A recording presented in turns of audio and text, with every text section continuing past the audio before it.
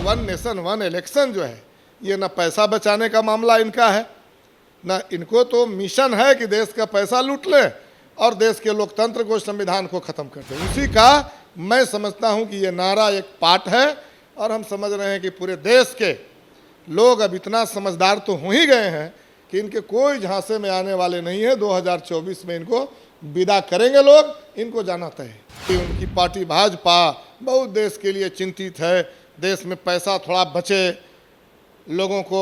तो ये पैसा तो बोले थे उस समय भी, 14 में भी बोले थे कि हमको ला दीजिए ना, यहाँ पैसा बचाने की क्या बात है। ये जितना लोग स्विस बैंक में पैसा रखे हुए हैं उस सारे पैसे को जब्त कर दिया जाएगा, 15-15 लाख रुपया दे दिया जाएगा। नमस्कार, आप लाइव सिटीज़ देख रहे हैं। आपके साथ मैं हूं वसीम खान। देखिए, 2024 लोकसभा चुनाव से पहले देश की सियासत तो गर्म है ही, चर्चाओं का विषय तेज हो चुका है कि इस बार भिड़ंत इंडिया गठबंधन बनाम एनडीए गठबंधन होने जा रहा है। मगर विशेष सत्र बुला लिया गया है और वन नेशन वन इलेक्शन की बात की जा रही है। हमारे साथ बातचीत करने के लिए सीपीआई-एमएल के कद्दावर नेता विधायक रामबली सिंह यादव जी हैं, इनसे बात करेंगे। अब बीजेपी की तरफ से कहा जा रहा है कि वन नेशन वन इलेक्शन होना चाहिए, जिसके लिए आयोग भी गठित कर दिया गया है। पूर्व राष्ट्रपति रामनाथ कोविंद को अध्यक्ष बनाया गया है। कैसे देख रहे हैं? ये उन्होंने 2024 में बच जाने के लिए अंतिम रास्ता अख्तियार किया है, तो इससे तो उनको फुर्सत मिलने वाला है नहीं। 2024 में इनको जाना होगा, पूरी तैयारी कर ली गई है, चरण बाई चरण बैठकें हो रही है और चरण ब चरण उसका जो है तैयारी है और पूरी नज़र है उन पर। वो क्या क्या ना, वो विशेष सत्र तो वो बुलाएंगे, और विशेष सत्र में वो जो चाह रहे हैं पूरी देश और जो भी पॉलिटिकल पार्टियां हैं इंडिया के साथ, वो सारे लोग इसको समझ रहे हैं। अब ये बात कर रहे हैं one country one election, one nation one election, ये क्या है?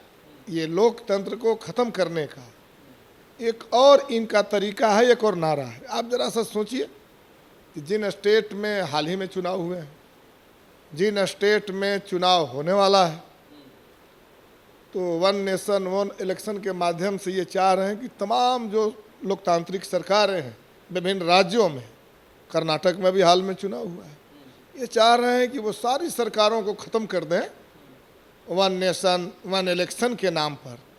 तो ये संविधान और लोकतंत्र को ख़त्म करने का एक और इनके पास ये हथकंडा इन्होंने अपनाया है। आप ज़रा सा बताइए कि 1952 में जब चुनाव हुआ था तो विधानसभा लोकसभा का तो एक ही बार हुआ था, एक ही बार हुआ था। 2000 में जो चुनाव हुआ था झारखंड का बिहार का एक ही साथ हुआ था, दोनों का समय 2005 में पूरा हो रहा था। और जब 2005 के फरवरी में चुनाव हुआ, झारखंड और बिहार का एक ही बार हुआ। पर एनडीए के नेताओं का मानना है, कहना है कि पैसे की बर्बादी हो रही है, पैसे का खर्च ज़्यादा हो रहा है, कहीं ना कहीं प्रशासनिक महकमा जो है वो इसमें इन्वॉल्व हो रहा है, परेशान हो रहा है। और एक बार जब चुनाव होगा तो कहीं ना कहीं जो सरकार के, जो केंद्र सरकार के जो पैसे हैं वो बचेंगे, प्रशासनिक महकमे में जो लोग परेशान हुआ करते हैं वो कम परेशान होंगे। इन तमाम चीज़ों के डेवलपमेंट में बाधा हो रही है, उससे कहीं ना कहीं फ़ायदा मिलेगा एक बार जब इलेक्शन होगा। तो इतना देश के लिए चिंतित हैं माननीय मोदी जी, तो ये जो अडानी प्रकरण है, हिडेनबर्ग ने जिसकी खुलासा किया है, तो इस पर बोलने से और जांच कराने से क्यों भाग रहे हैं?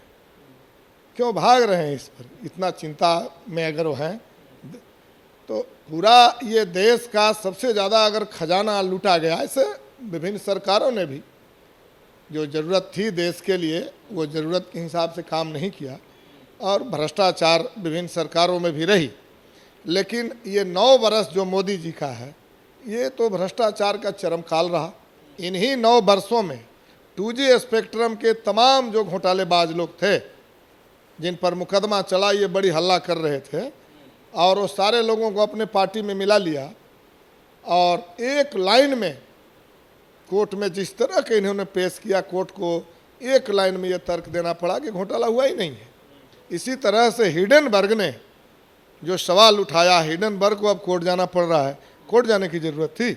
यदि देश के आर्थिक स्थिति के लिए बहुत चिंतित थे, वो चाह रहे थे कि देश का पैसा सदुपयोग हो, उसका कोई दुरुपयोग नहीं हो, तो हिंडनबर्ग पर, घोटाले पर तो इनको बोलना चाहिए, इनको खुद एक्शन लेना चाहिए, कोर्ट जाने की ज़रूरत नहीं होती। इसलिए ऐसी कोई बात उत नहीं है। असल में 2024 में इनको अब कहीं से कोई रास्ता दिखाई नहीं पड़ रहा है, और इसलिए नया नया ये तरीका ला रहे हैं। वो चाह रहे हैं कि अगर ये बात हम लोग करें तो बड़ा देश की जनता भावुक हो जाएगी कि सरकार तो बड़ा चाह रही है कि भाई हमारा देश का पैसा ज़्यादा बर्बाद ना हो, वो जनता में उसका उपयोग हो। लेकिन ऐसी बात उत नहीं है। ये जनता का भावनात्मक दोहन करना चाहते हैं, और ये चाहते हैं कि अगर इसी तरह से मौका मिल जाए, स्पेशल बैठक ये बुलाए हैं, उस बैठक में अगर इस तरह के मौका मिल जाए तो जो लोकतांत्रिक सरकारें हैं, कर्नाटक में है, बिहार में हाल ही में उनको सरकार से बाहर करके महागठबंधन ने सरकार बनाई है, ये सारे सरकारों को गिरा दें, और तो यही तो इनकी मंशा है। पहले मुख्यमंत्री नीतीश कुमार भी वन नेशन वन इलेक्शन का जिक्र कर चुके हैं। 2018 की बात करें तो मुख्यमंत्री नीतीश कुमार ने भी कहा था कि वन नेशन वन इलेक्शन होना ही चाहिए।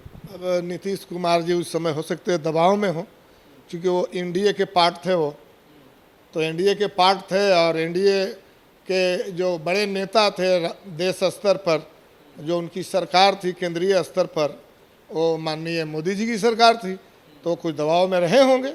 लेकिन हम जो समझते हैं, मेरा जो व्यक्तिगत मानना है कि ये वन नेशन वन इलेक्शन कहीं से बुरी नहीं है। लेकिन आप ज़रा सा सोचिए कि अगर चुनाव हो और किसी सरकार में किसी पार्टी को किसी राज्य में बहुमत ना मिले, तब क्या होगा?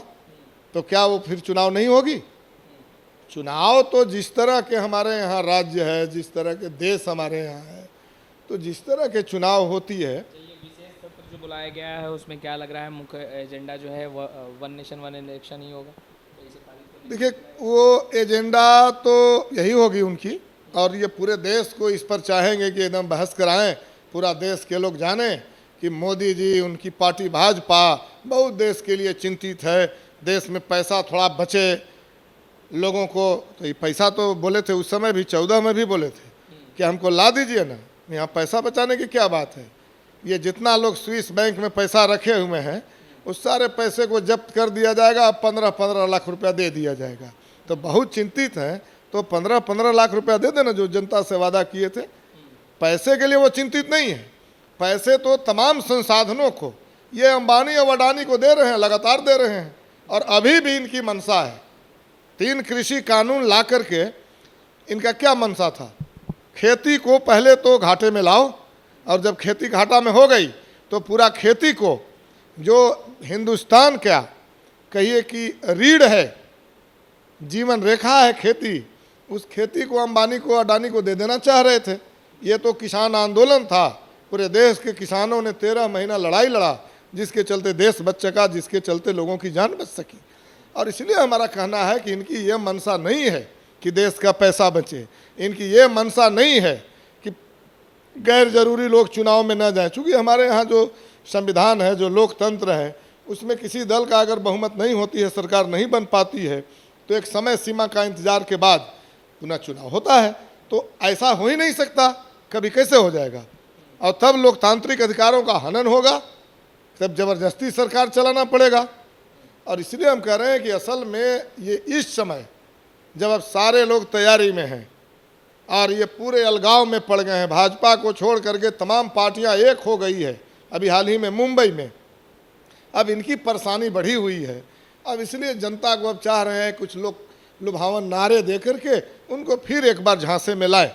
लेकिन हम कहना चाहते हैं कि ये बचने वाले नहीं हैं, और लोग इन पर तो भरोसा ख़त्म कर दिया। नोटबंदी में तो ऐसा ही ना कहा था कि 2000 रुपया का नोट अभी वो चला दिए, 1000 रुपया और 500 रुपया वाला जो नोट है, उसके चलते बहुत घोटाला होता है, देश का पूरा पैसा जो है उसका काला धन के रूप में इधर उधर हो जाता है। इन्होंने किया क्या?